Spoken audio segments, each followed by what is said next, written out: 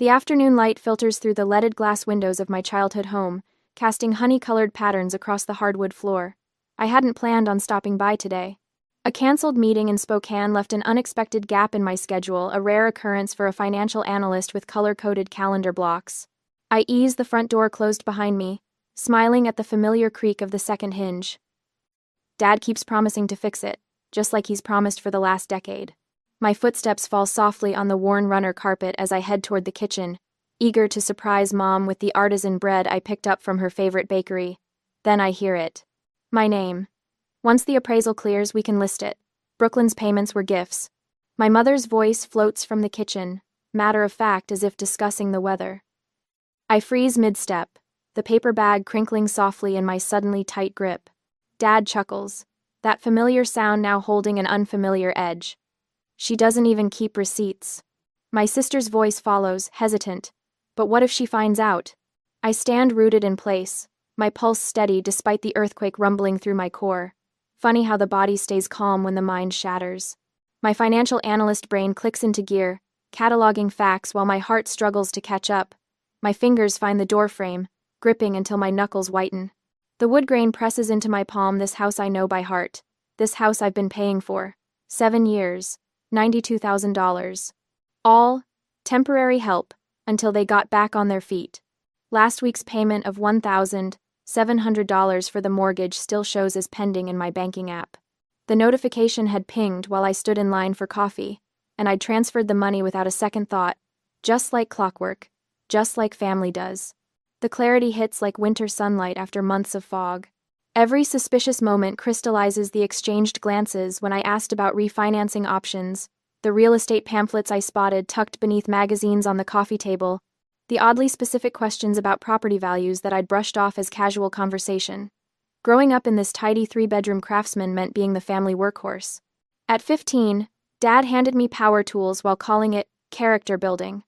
I replaced roof shingles while Lacey stayed inside, praised for her delicate nature. Mom's favorite phrase echoes through my memory: family helps family. Somehow that help always flowed in one direction from me to them. I built my entire adult identity around being reliable. My apartment in Seattle holds a desk with meticulously organized spreadsheets tracking every expense. I skip vacations to make those temporary payments possible. I wear last year's winter coat while they installed new kitchen countertops. I never questioned, because I wanted their approval. Needed to be the good daughter, the responsible one. The floorboard beneath my foot creaks, betraying my presence. Mom appears in the hallway, her face flushing with surprise. "Brooklyn, we weren't expecting you." Her hands flutter nervously at her necklace, the one I bought her for Christmas. "Oh, we were just discussing some paperwork." The words rise in my throat, unfamiliar in their directness. "No, you were discussing selling the house I've been paying for." She blinks rapidly, mouth opening and closing. Dad appears behind her, his tall frame filling the doorway. "Don't be dramatic," he says with a dismissive wave. "Your help was a gift." The word gift lands like a slap. Mom recovers quickly, pivoting to familiar territory. "After all we've done raising you," she begins, voice dripping with practiced guilt. Lacey hovers behind them, refusing to meet my eyes, shrinking into herself just like she did when we were children, and I took the blame for broken dishes. For a moment, doubt creeps in. Maybe I misunderstood. Maybe there's an explanation that doesn't mean my entire family has been using me as their personal ATM while planning to cut me out. Then I remember the exact words. Brooklyn's payments were gifts. My spine straightens as my financial analyst mind shifts into high gear, already calculating how to document every dollar I've contributed.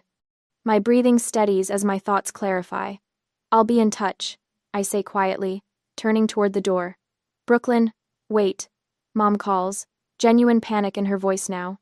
She's never seen me walk away from a family confrontation before, but I keep walking, my footsteps measured and calm. I place the forgotten bakery bag on the entry table, a final offering to a shrine that never deserved my devotion. Outside, the November air bites at my cheeks as I slide behind the wheel of my sensible sedan with its high mileage and postponed maintenance. The engine hums to life, and I pull away from the curb, glancing one last time at the craftsman porch where I spent summers sanding and staining while Lacey lounged with lemonade. The drive back to Seattle stretches before me, but for the first time in years, the road ahead feels like freedom rather than escape. The following day, the Seattle rain pelts my apartment windows as I spread financial records across my desk. Each statement forms another piece in a puzzle I never wanted to complete. My laptop screen glows with the banking portal showing 7 years of transfers to my parents regular as clockwork, growing larger with each promotion I earned. I click through to an email folder labeled Family Finances and freeze. A message from Dad to Mom appears, accidentally copied to my work address 3 months ago. My eyes lock onto words that confirm my worst suspicions. Once we sell, we can finally stop relying on Brooklyn's checks. My fingers tremble as I open a mortgage statement I requested last week. The principal balance hasn't decreased despite my $92,000 in contributions. Every payment vanished into interest or their pockets, never reducing the loan. The property tax documents arrive next, county letterhead making the betrayal official. Only their names appear as owners. Not mine, never mine. Despite the new roof I financed and installed, despite the plumbing repairs that drained my vacation fund, despite the electrical work I paid for when the inspector found code violations, I grab my calculator, hands steady now, as I tally the damage. Direct transfers. $92,000 over 7 years. Unpaid labor for home improvements. Conservatively $38,000. The numbers glow back at me, cold and undeniable. The pattern emerges with painful clarity. Each financial request coincided perfectly with my salary increases. The ask for roof money came 2 days after I mentioned my promotion. The plumbing emergency happened the week my bonus cleared. "You're the smart one, Brooklyn. You understand money," Mom would say, voice warm with practiced flattery before the request. "We're so proud of how responsible you are." The guilt always followed. Family helps family. Remember how we sacrificed for your education? I never noticed how the obligation only flowed one way. My phone vibrates against the desk. A text from Mom at 11:42 p.m. "We changed the locks. You don't live here anymore. Let's see how independent you really are." The message should hurt. Instead, it washes over me with strange relief confirmation. I'm not imagining their betrayal. I respond simply, "Message received. Thank you for the clarity." No tears come. No emotional breakdown. Just a clean, surgical kind of clarity. They didn't just change a lock, I think, shutting my laptop. They shut the last door that tied me to them. My mother orchestrated everything. Each guilt trip, each request wrapped in compliments. Each subtle comparison to my delicate sister who needed protection, while I needed to toughen up. The primary betrayer. Designing the perfect system to extract maximum value from her responsible daughter. Dad executed her plans, managing the money, always discussing investments, but never providing statements. His easy charm disarming my questions before they formed. The supportive player making the scheme work. Morning light finds me still at my desk when my phone pings with a notification. A real estate listing appears on my screen. My parents' house. Our house. My investment. Listed $40,000 above market value with professional photos that must have been taken weeks ago. They're accelerating now that I know the truth. Without legal intervention, I'll lose everything I've put into that house. I slide open the bottom desk drawer, the one that sticks unless you lift it just right. Inside sits a green folder labeled Family Contributions. Each receipt for materials. Every bank transfer confirmation. Text messages requesting funds. All meticulously saved by the financial analyst who never quite trusted the arrangements despite desperately wanting to. My coworker Janet texts, "Still on for lunch? Bringing Richard? He's that property attorney I mentioned." "Perfect timing," I respond. "Reservation at 12:30. I forward Mom's lock-changing text to Janet's lawyer friend with a simple question. "Does this help establish intent?" His response comes minutes later. "Absolutely. Bring everything you have, documenting your contributions." My browser fills with tabs on property law, constructive trusts, and unjust enrichment. Terms I never thought I'd need for my own family. My friend Morgan calls, voice concerned.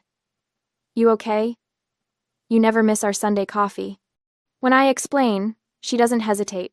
"My guest room is yours if you need it, as long as it takes." The bank manager confirms they can provide certified records of all transfers. My stomach tightens when the attorney quotes his retainer. $5,000. Almost my entire emergency fund. We have a strong case for equitable ownership. he explains after reviewing my documents. This pattern of financial manipulation is unfortunately common. I've seen it before. His paralegal files initial paperwork that afternoon, a temporary injunction preventing the sale before resolution. As I sign the retainer check, the attorney asks if I'm okay. I'm fine. I answer, surprised to find it's mostly true. I just learned my family relationship was purely transactional. Now I'm handling it like a transaction. The check leaves my hand, officially converting my safety net into a legal battle. But for the first time in 7 years, my money is finally working for me instead of them. 3 days later, the cease and desist letter arrives on expensive cream-colored stationery, the law firm's embossed letterhead gleaming under my kitchen lights. I run my finger over the raised text, appreciating the irony. My parents never spared expenses when it came to protecting themselves. You are hereby instructed to cease all defamatory communications regarding the property at 1742 Elmwood Drive. It reads, the formal language a stark contrast to the tearful voicemails my mother has been leaving. Legal threats the ultimate admission that my silence terrifies them more than my words ever could. My phone buzzes. Uncle Robert, this time. The fifth family, intervention call today. Brooklyn, honey, how could you do this to your own parents? His voice carries that familiar disappointed tone, as if I'm still 8 years old with scraped knees from climbing too high. After everything they've done for you. I close my eyes, focusing on my breathing. Everything they've done for me, or everything I've done for them? This isn't about money. You're right. It isn't. The calm in my voice surprises even me. It's about recognition. It's about truth. He sighs heavily. Your mother is devastated. Your father can't sleep. I think about the mortgage statements stacked neatly in my filing cabinet. 7 years of payments. $92,000. I'm sure they'll find comfort in their new kitchen countertops, the ones I paid for. After he hangs up, I open Instagram against my better judgment. Lacey's latest post shows her sitting on our parents' porch swing, looking forlorn. Family is everything, reads the caption. Heartbroken that someone would choose money over love. 27 sympathetic comments from people who've never seen the transfer receipts. The doorbell interrupts my scrolling. It's a courier with documents from my parents' attorney. According to the inventory list, they've begun selling furniture from the house, including the antique desk my grandfather left specifically to me. I place the papers on my kitchen table beside the spreadsheets I've been working on for weeks. Column after column of dates, amounts, email screenshots, text message exchanges. My entire financial history with my parents, meticulously documented with the same precision I bring to my corporate analyses. My boss Grace calls while I'm inputting the latest data point. Brooklyn, take whatever time you need, she says after I explain the latest development. The Johnson portfolio can wait.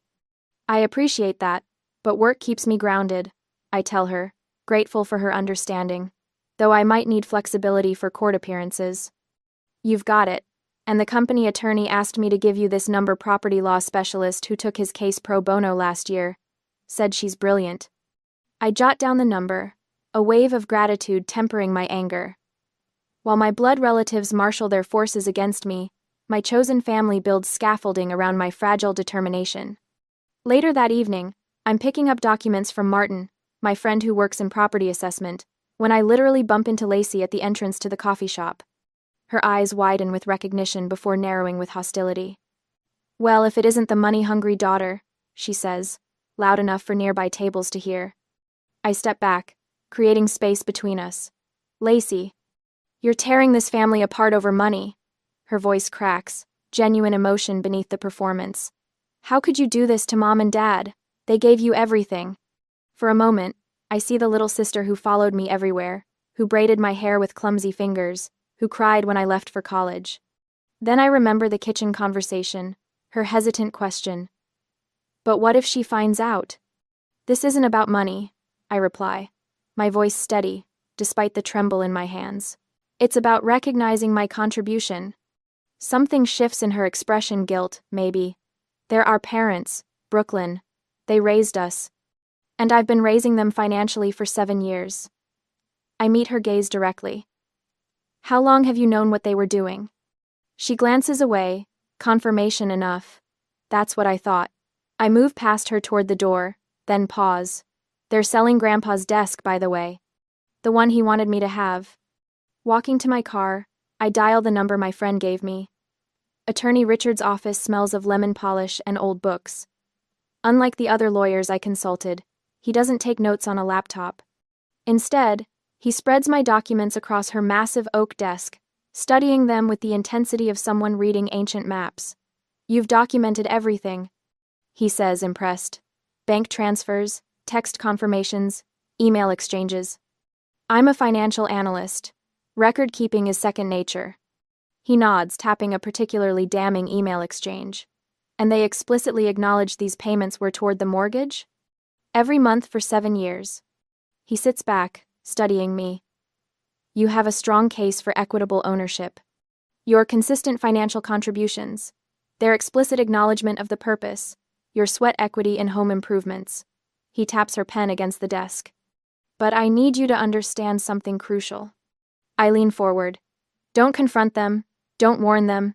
Paper is your weapon." His voice is steel, wrapped in velvet. "We file the injunction stopping the sale. We document the harassment. We prepare for court. Let them make the first aggressive move." Common analyst. For the first time since discovering their betrayal, I feel the ground solidify beneath me. "I understand. You have leverage they don't expect," he continues. "They see you as the dutiful daughter who'll eventually cave to family pressure. They don't see the financial expert perfectly equipped to dismantle their manipulation." Walking out of his office, I realize with startling clarity, my parents hadn't just taken advantage of my generosity, they had committed financial manipulation, and I had the records to prove it. When I return home, a package waits by my door. Inside, a family photo with my face cut out, the jagged edges speaking volumes about my mother's state of mind. The sight punches through my analytical armor, and I sink to the floor, finally allowing myself to grieve the family relationship that never truly existed. My therapist's words from our emergency session echo in my mind. "This isn't revenge, Brooklyn. It's justice." Night after night, I build my case. Digital archives of every transaction, financial impact calculations, voice memos detailing verbal promises, a timeline revealing the escalating pattern of demands. My phone pings with messages I don't answer. My mother's pleas, my father's threats, Lacey's guilt trips. I forward each one to Eleanor without response, building my paper fortress while they hammer at gates that no longer exist. "Let them make the first aggressive move," my attorney had advised. So I wait, wrapped in strategic silence, preparing formal responses to their increasingly desperate actions. 1 week after forwarding a particularly nasty text from my father to Richard, I received a formal notice from their lawyer. They're requesting mediation. I allow myself a small, wry smile. Finally, they respect boundaries through legal counsel. Opening my laptop, I click on the folder containing emails I've been saving. The ones where my parents discuss me as their free money source. The ones where they plan the sale while calculating exactly how much more they can extract from me before cutting ties. My phone rings. It's Richard. "We've been assigned to Judge Winters," he says, excitement bleeding through his professional tone. She specializes in family financial abuse cases. For the first time in weeks, I feel the corners of my mouth lift in something resembling hope. The law office smells like lemon polish and expensive cologne the next day. My attorney, Richard Wallace, spreads documents across his mahogany desk while I review our filing one last time. A 35% equitable interest. I say, tapping the highlighted section, based on documented contributions of $92,000 over 7 years. Richard nods, his silver hair catching the morning light. The motion to prevent property sale during litigation is ready.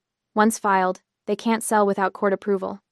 I slide the financial forensic analysis forward, my masterpiece. 7 years of bank transfers, text messages about payments, and even photos of me repairing the roof. Each piece of evidence meticulously organized into a pattern of intentional manipulation. "This is impressive work," Richard says, genuine admiration in his voice. "Most clients bring me shoebox receipts. You've built a case that would make a forensic accountant proud." "I am a financial analyst," I remind him with a small smile. "Numbers don't lie, even when people do." The deposition requests feel like declarations of war. Mom, Dad, Lacey, each name typed in clean black letters, each requiring specific documents I know they never expected me to demand. My hand hovers over the signature line.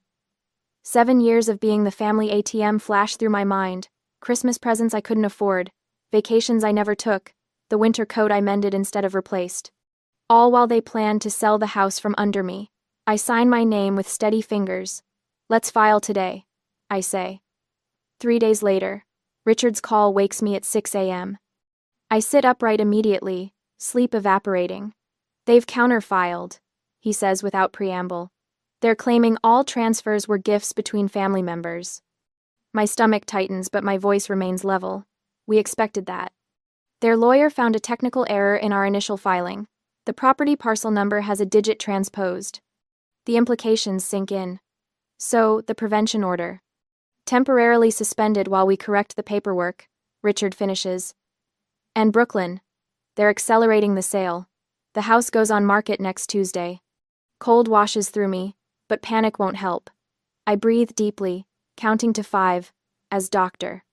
Martinez taught me, we'll file an emergency correction today, I say, already swinging my legs off the bed, and request an expedited hearing based on imminent sale threat. It might not be enough, Richard warns. Courts move slowly. Their lawyer is good Margaret Winters. We'll make it enough, I answer, calculation replacing fear. I'll be at your office in an hour. We'll work through the night if necessary. 3 days later, the elevator mirror at Richard's office shows dark circles under my eyes. I've slept 4 hours in 2 days, preparing for the hearing. The thought of standing in front of a judge, facing my family, sends anxiety crawling up my spine. I practice doctor. Martinez's grounding technique. 5 things I can see, 4 I can touch, 3 I can hear. The courthouse looms ahead, all marble and judgment. Ready? Richard asks as we climb the steps. No, I admit, but I'm going anyway. Inside, Mom, Dad, and Lacey sit huddled with Margaret Winters, a sharp-featured woman in a tailored suit. Mom's gaze lands on me, her expression shifting from surprise to calculated sympathy. The courtroom gallery holds familiar faces, family, friends they've invited to witness my humiliation. I straighten my shoulders and slide into professional mode. This is just another financial presentation. Numbers, facts, evidence. My training to analyze data without emotion becomes my superpower. Judge Reynolds enters, a stern woman with practical shoes and shrewd eyes. The proceedings begin with dry legal formalities until Margaret Winters takes center stage. Your Honor, this is simply a family dispute, she says smoothly. The plaintiff contributed to household expenses as any family member might, with no expectation of property interest.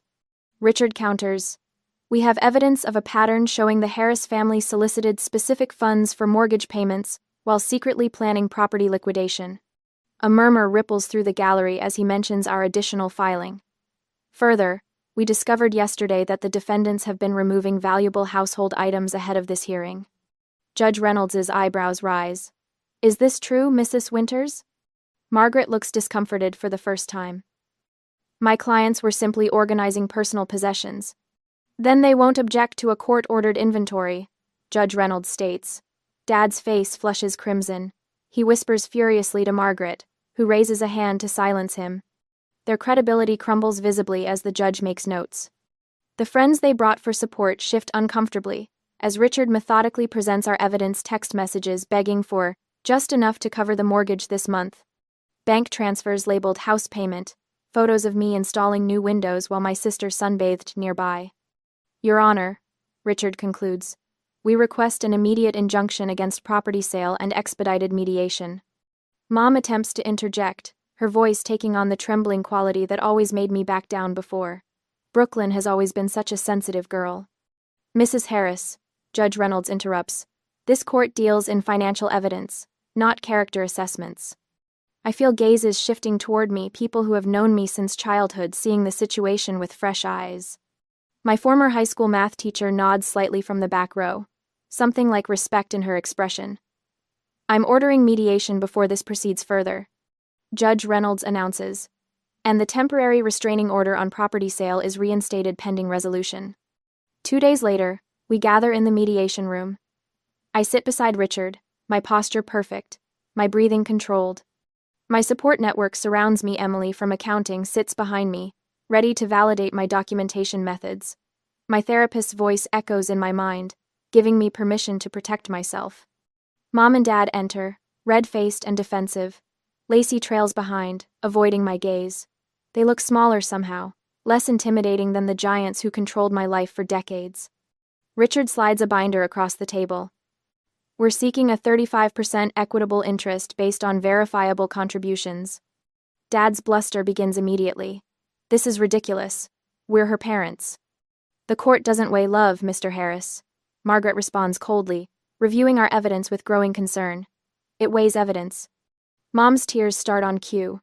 The mediator, a practical woman with decades of experience, merely hands her a tissue, without pausing her review of documents. You kept receipts? Lacey whispers, meeting my eyes for the first time. You actually kept receipts. I nod once, feeling nothing but certainty. I kept everything. In the silence that follows, I see what they finally understand. The responsible daughter they counted on to solve their problems has become the responsible woman they can't manipulate anymore. On the final confrontation day, the courthouse lobby bustles with whispers as I enter, my attorney Rickard at my side. 7 carefully labeled manila folders rest in my arms, each one a year of my life meticulously documented.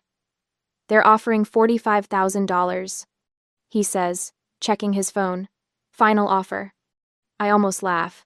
After contributing $92,000 plus thousands in improvements, they think $45,000 will make me walk away. The predictability of their manipulation no longer wounds me. Let them know we're proceeding as planned, I reply, straightening my charcoal blazer. Richard nods, his silver-framed glasses catching the morning light. Fair warning, they've brought reinforcements. He's right. As we round the corner, I spot Mom and Dad huddled with Mrs. Peterson, our longtime family friend whose church potluck casseroles marked every milestone of my childhood. Her presence is no accident. Mrs. Peterson spots me and approaches, arms outstretched. Brooklyn, honey, this has all gone too far. Your parents are heartbroken. Are they? I keep my voice neutral, despite the flames licking at my ribcage. They're worried about losing everything, she continues, her eyes watery. They never meant. Tell them I received their settlement offer, I interrupt gently, and we'll see them inside. Her face falls. They said the house needs a new foundation. $20,000 in repairs at least. They can't afford to give you more. Another lie. The foundation inspection passed just 18 months ago. I paid for it myself. My phone buzzes with Lacey's name on the screen. The third call today. I silence it without answering. Outside courtroom C, Uncle Robert materializes from a bench, his presence unexpected. He blocks my path, his bulk intimidating in the narrow hallway. You need to drop this, he mutters. Your mother is in tears every night. Is that what you want? To destroy your family over money? The irony almost makes me smile. Interesting perspective, Robert. Your father built that house with his bare hands. His voice rises. And now you're what? Taking it from them? I'm claiming what's legally mine, I respond. The equity I paid for. They'll lose everything, he sputters. You know that, right? They're selling a house with no mortgage that they haven't made payments on for 7 years, I reply. They'll be fine. His face reddens. You always thought you were better than everyone. Too good for Spokane. Too smart for your own family. Richard steps between us. Mr. Harris, this conversation is over. Save it for the courtroom. As we walk away, my phone buzzes again. This time I answer. Brooklyn, Lacey's voice catches. Please stop this. Mom and Dad will lose everything if you don't compromise. The familiar guilt rises, but no longer controls me. They have options, Lacey. They always have. They're talking about embarrassing family stuff, she whispers. Things from when you were a teenager. They'll tell everyone if you make them. The threat lands cold, my rebellious phase sneaking out, the older boyfriend, the night Dad found us ancient history weaponized. Let them. I answer, surprising myself with my steadiness. I have nothing to hide. We enter the courtroom, its wooden pews already filling with extended family. This was never meant to be a public spectacle, but Mom and Dad have ensured an audience. 10 minutes before the hearing, Richard tenses beside me. New development. They've found someone claiming you verbally agreed the money was a gift. Who? Thomas Wilson. My college boyfriend. The one who borrowed money from me for tuition and never paid it back. The connection clicks immediately. Dad's fishing buddy is Thomas's uncle. Can they do that? My stomach tightens. They can try, he says. But we prepared for this. Remember the receipts from the bathroom renovation? My heart sinks. The contractor went out of business. I don't have those receipts. For the first time, doubt creeps in. What if 7 years of documentation isn't enough? Focus on what we do have, Richard says firmly. The text messages establish intent for repayment. That's our strongest evidence. Judge enters, her reputation for expertise in family financial disputes preceding her. Her steel gray hair frames sharp eyes that miss nothing. The testimony begins, my parents presenting themselves as generous providers who simply helped their adult daughter buy into the family home. Their narrative unravels under questioning. So, Mrs. Harris, Judge Winters says, you're saying there was never a discussion about selling the house? Never, Mom insists. This was Brooklyn's home too. Rickard stands. Permission to play recording Exhibit C. Mom's voice fills the courtroom. Once we sell, you and your father can finally take that Alaska cruise. The color drains from Mom's face. Dad shifts in his seat. Mr. Harris, you stated you never promised to repay these funds. Judge Winters leans forward. Is that correct? That's right, Dad says firmly. These were gifts between family members. Richard retrieves hid tablet. Your Honor, I'd like to present Exhibit F, a text message from Robert Harris to Brooklyn, dated June 14 last year. On the screen, Dad's message appears. Thanks for covering the property taxes again. We'll square up when the market improves. Dad stammers. That was just a figure of speech. Judge Winters' eyebrow rises slightly. Then comes the moment I've prepared for since that November day in the hallway. Richard wheels in a cart containing 7 binders, each labeled by year. Your Honor, we'd like to present Brooklyn Harris's complete financial contribution record. For the next 40 minutes, the courtroom sits in stunned silence as Richard methodically maps out every dollar mortgage payments, property taxes, renovations, and repairs all meticulously organized with bank statements, receipts, and communications. Miss Harris began these payments at age 22, Marianne explains, increasing her contributions proportionally as her salary grew. The timeline displayed shows payments jumping from $700 monthly to $1,700 as I progressed from entry-level analyst to senior position. And finally, Richard says, I'd like to present the email that prompted this legal action. The projector displays Mom's message to the real estate agent. Brooklyn's payments were gifts. She has no legal claim. Beside it appears another message, sent just 3 days later. We changed the locks. You don't live here anymore. A murmur ripples through the courtroom. Uncle Robert stares at his shoes. Aunt Patricia's mouth hangs open. The carefully constructed narrative of ungrateful daughter shatters completely. Lacey takes the stand as their final witness, her testimony crumbling under cross-examination. Did you know your parents were planning to sell the house? Richard asks. Lacey glances at our parents, then down at her hands. Yes. Did you know they intended to exclude Brooklyn from the proceeds? A long pause. Yes. Even though she had paid the mortgage for 7 years? She could afford it, Lacey whispers. I couldn't. The financial forensic expert testifies next, calculating my total contribution at $117,300 when including improvements and interest. Based on current market value, he concludes, that represents approximately 35% equity stake in the property. Judge Winters doesn't need long to deliberate. The court finds that Brooklyn Harris has established an equitable interest of 35% in the property at 1472 Ridgeline Avenue. She orders the house sold, with proceeds divided accordingly under court supervision. My parents' attorney immediately requests an appeal. Appeal denied, Judge Winters states firmly. The evidence is overwhelming. Ope. I sit motionless as the judgment sinks in. No elation, no vindictive satisfaction, just the weight lifting from shoulders that have carried it too long. Mom attempts to approach as court adjourns. Brooklyn, we need to talk about this as a family. I gather my belongings without meeting her eyes. my silence more powerful than any words. Outside, autumn sunlight bathes the courthouse steps. I thank Richard, my voice steady. What happens now? He asks. They sell. I get my share. We move on. The reality materializes in numbers. House value $740,000. My portion $259,000 after legal fees. Enough for a down payment in Seattle's Capitol Hill neighborhood, a place truly mine, built on foundations I can trust. As I walk to my car, I catch a glimpse of my family huddled together. Mom, Dad, and Lacey, already discussing their move to a rental duplex on the east side. Their universe has shifted, the gravitational center no longer my reliability. I don't look back as I drive away. The road ahead belongs entirely to me now. 3 months later, the brass key sits heavy in my palm as I stand in the doorway of my new townhouse. Sunlight streams through windows I selected, warming hardwood floors I chose without anyone's input or criticism. The settlement money made this possible, not all of it invested here, of course. I smile at the memory of my financial advisor's approving nod. I wanted my money to work for me, not sit in drywall. I told her, as we finalized the mortgage on half the property's value.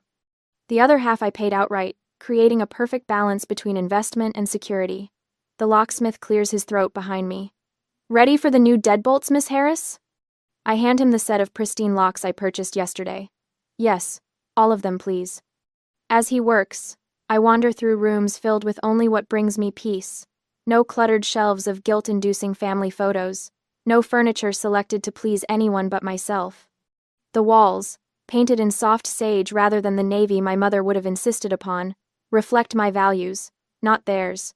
Every corner of this space exists without their influence or hidden agendas. For the first time in my life, my finances remain wholly my own. No support payments disguised as family obligation. No quiet transfers at midnight when someone's card was declined. The weight of their expectations has lifted, leaving room to breathe. When the locksmith finishes, he hands me 3 gleaming keys, all set. I run my thumb over the ridges, remembering that terrible day 7 months ago, when my key no longer worked in my parents' door. They had changed the locks while I was gathering documentation for my lawyer. The ultimate rejection. Now I change locks by choice, not necessity. Later, I place the old brass deadbolt from my parents' house, the one I removed before their locksmith arrived, into a small wooden box. The last relic of the life they shut me out of. I close the lid firmly and slide it onto a high shelf in my closet. The email from Lacey arrives that evening, its subject line dripping with familiar manipulation. Family healing needed. I open it, curious rather than anxious. Her message unfolds exactly as I predicted. Half-hearted apology, vague references to misunderstandings, subtle blame-shifting. The same tactics that once would have sent me spiraling into guilt, now read like a predictable script. I delete it without reply and block the address. No anger surges through me, just calm certainty. The clean break remains intact. In my journal that night I write, I realized my worth isn't measured by what I can provide to others. The words flow easily after months of therapy. My fatal flaw over responsibility and hunger for approval named and tamed. Reliability can exist without exploitation. Boundaries protect rather than punish. The next morning, I meet with my attorney to update my will, leaving nothing to my former family. We establish confidential address protection for peace of mind. Then I sign the paperwork creating a legal aid fund for family financial abuse victims, transforming my pain into community support. The first recipient meets with you next week, my attorney says. A young man whose parents drained his college fund. I nod. I'll share my story, anonymously. That weekend, friends who supported me through the darkest days fill my new home with laughter. We exchange meaningful gifts, not expensive, but thoughtfully chosen. Their genuine support contrasts sharply with the exploitation I once mistook for family love. When they leave, I stand at my window watching the Seattle sunset paint the sky pink and gold. No phone in hand, constantly checking for emergency texts. No guilt about enjoying solitude. Later, I open the wooden box one last time, studying the old brass lock before storing it away permanently. Home isn't where you're born. I whisper to the empty room that feels more like home than any place before. It's where you're valued. I close the box with finality, Revenge burns fast, I murmur, thinking of the young man I'll soon help. Justice builds slowly and lasts longer,